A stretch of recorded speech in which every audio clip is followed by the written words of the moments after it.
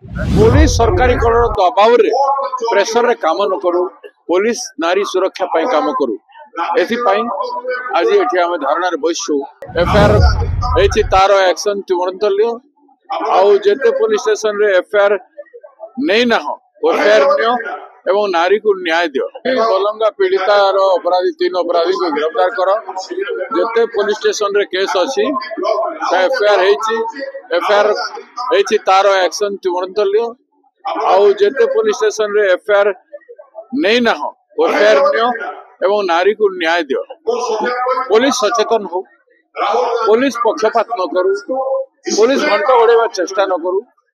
police सरकारी दबाव रे प्रेशर रे काम न करू पुलिस नारी सुरक्षा पाई काम करू एथिपाई